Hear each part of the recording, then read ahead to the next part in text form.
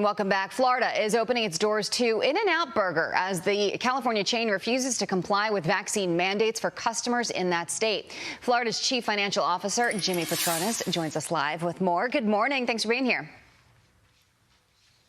Good morning. Good morning.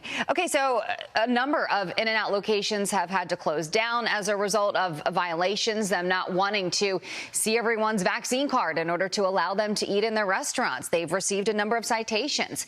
And you actually wrote to the president of the company over this situation that they're dealing with. Why did you decide to do this, and have you heard anything back? Sure. What the state of California is doing to this American icon is just a tragedy. I applaud what Lindsay Snyder is doing and pushing back. I know it would never happen in the state of Florida, but mark my words, just like Tesla left the state of California because of overregulation, you'll see In-N-Out Burger move out of the state of Florida just as well. You think they will move out of California? Well, again, I know this. I grew up 30 years in the restaurant business. I can relate to the struggles of what it takes to run an operation, trying to make customers happy. Before I became CFO of the state, I feel like we've got an awful lot to offer. My phone's been ringing off the hook with site selectors. Even the president and CEO of the St. Joe company called me, said, I will personally take Lindsay around and show her sites that her product would work amazing in our great, beautiful state. Well, that would be interesting for sure. I want to pull up this quote here. This is In-N-Out explaining the refusal to comply with the mandates in California. Quote, "We refuse to become the vaccination police for any government. It is unreasonable, invasive, and unsafe to force our restaurant associates to segregate customers into those who may be served and those who may not." Can you tell me how difficult it is to take a stand like this?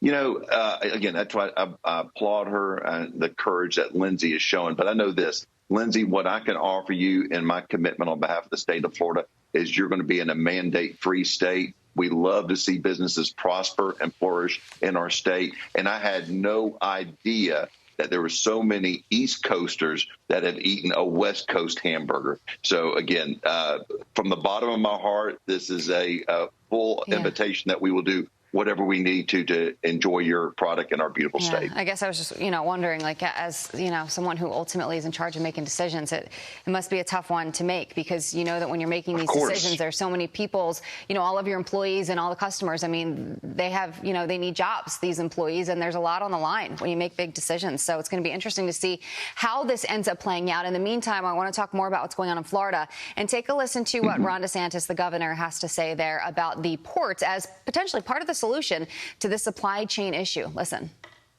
We've got capacity, and all of our ports can offer these businesses good incentives if they reroute their ship. If you're going to sit off the coast for days on end, you might as well just bring it to Florida. Yeah, so, I mean, look, this is an issue affecting every single person in this country. The supply chain crisis. Is Florida the answer to that? Absolutely. So Florida's got 15 deep water ports. Millions of these goods are going to automatically end up on the East Coast anyway. So I applaud the governor's leadership on this. Florida has spent over $1 billion just since 2019 in enhancing our ports. So you look at what companies have done, just like Home Depot and Walmart, Target, they're making their own investments in their own ships because they can't count on the solutions coming out of the Biden administration. So why do you think then some of these ships that have been, stuck off the coast of California or other locations, why do you think they haven't started to make their way to Florida? Well, and I tell you, as you see the looming threat, the president, his only solution is, well, we'll make the crews work 24 hours a day.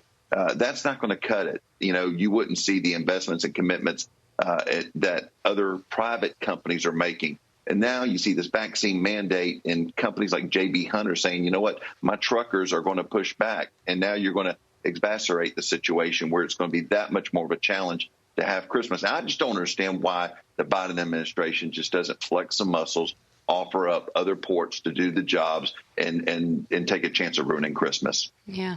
All right. Jimmy Patronis, important topic there, that's for sure. Thanks for joining us. Appreciate it.